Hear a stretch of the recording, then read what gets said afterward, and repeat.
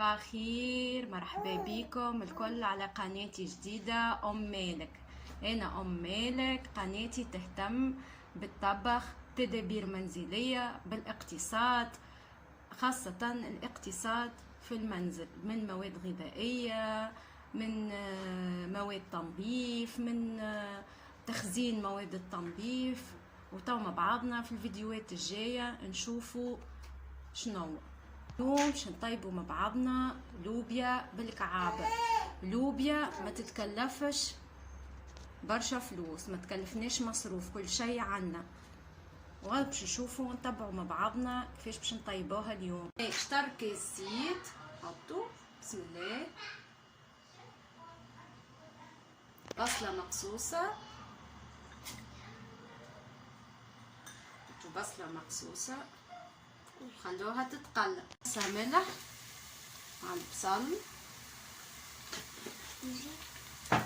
بعد ناخد مغرفة طماطم،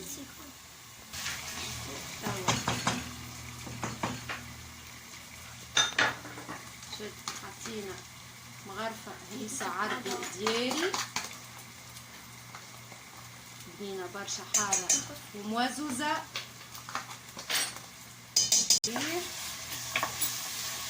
نقص على الغاز،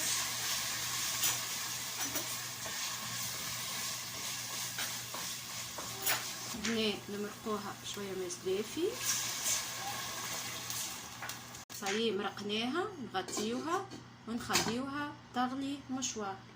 هنا حضرت كعابر، خديت شطر دجاج الزدر متاعو، غسلته مليح مليح بالخل والملح، غسلته بالكدا بعد قصيته ورحيته. ما عندكش رحايه بالمهراس، تحط في المهراس، تحط شويه فلفل اكحل، شويه كركم، شويه تبل وكرويه وشويه ملح، وتهرسوا تهرسوا تهرسوا. اذا عندك الرحايه الميكسور فبها باش تكون اسهل. ومن بعد نشدهم باليديه بشويه زيت، ومن بعد نكعبرهم. هنا حطيت شويه ماء سخون، ثم شكون اللي يحب يرنخ اللوبيا قبل بليله ويطيبها. انا هنا حطيت شويه ماء سخون، مرقت رميتها في الماء السخون وخليتها تهبى ولا تترنخ مليح مليح مليح. ومن بعد باش نرميها في الطنجره. هي طنجره الغلات باش نرميو اللوبيا نتاعنا. بسم الله، نرمي اللوبيا نتاعنا.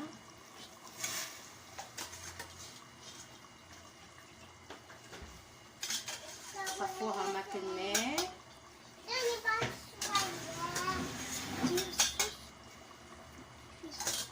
بعد نرميو الكعابر نتاعنا. بسم الله، اللوبيا رمينا الكعابر، خلوهم يطيبوا في العقل، ومن بعد نغطيو عليها نخلوها تطيب في عقلها. نرمي الفريون نتاعي، نحبها في الاخر. انا نزيد معاها الزيتون اخضر، زيتون اخضر. وهنا عندي جرينات فلفل، تبارك الله نبداو في الشتاء نفرشوا عليهم. نرمي معاهم جرينات فلفل ونخليهم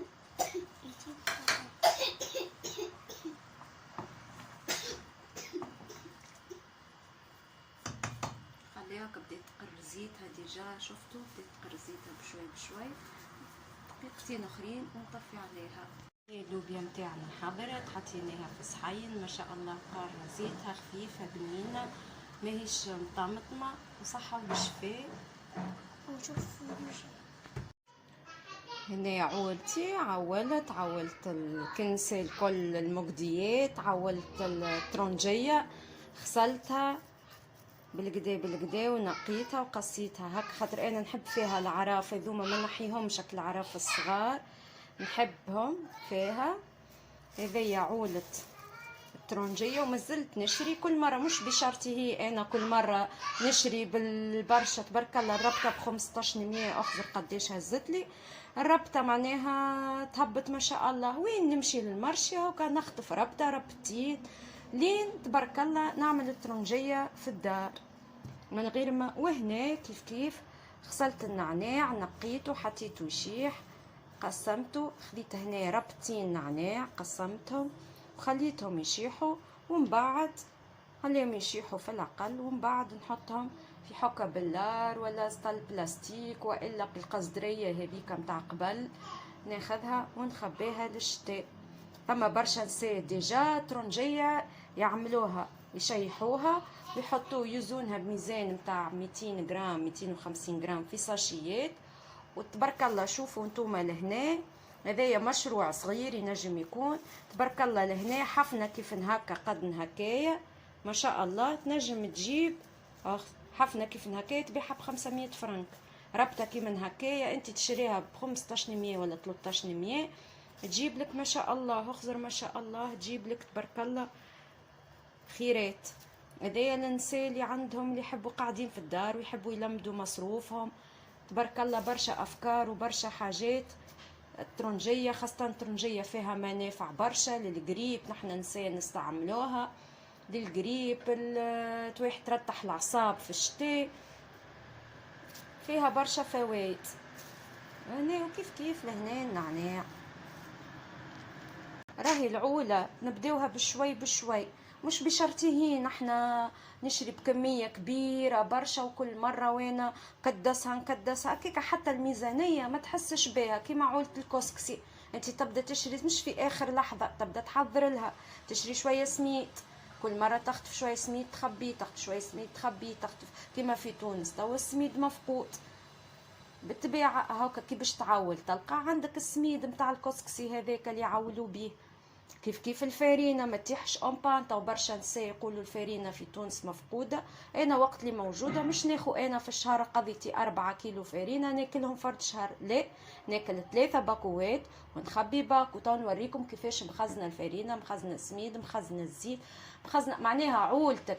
الطماطم تقعد لك انت كي تقضي من شهر لشهر، استغفر الله العظيم سامحوني، من الجمعه للجمعه كي تقضي في الجمع باز باش تقعد لك 3-4 كعبات طماطم، نحطهم في الميكسور نلفهم في ساشي ونحطها ولا في البيبيزا ولا معناها تبارك الله، ولا نشرحها نشيحها ولا اللي موجود.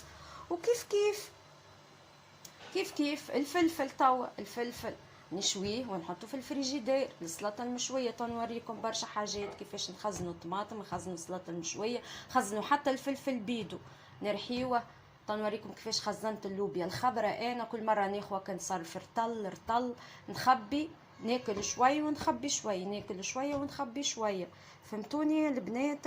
ما نستعملش كل شيء، مش كل شيء نشريه معناها اللي يجيبوا النهار يديه الليل كيما نقولوا، لا ناكل شويه ونخبي شويه. تو كيما النعناع هذا نشيحو خلي شويه في دبوستي باش نستعملها ونخبي الاخر في السطل، باش يجي الشتاء تبارك الله نولي نشربوا لي تيزان ونطيبوا التاي معناها. مش انا ديجا النعناع نتاع عمناول والله هاني كملت عقاب للسلطه، قصيت سلطه خضراء كملت عقاب طرف حطيتها.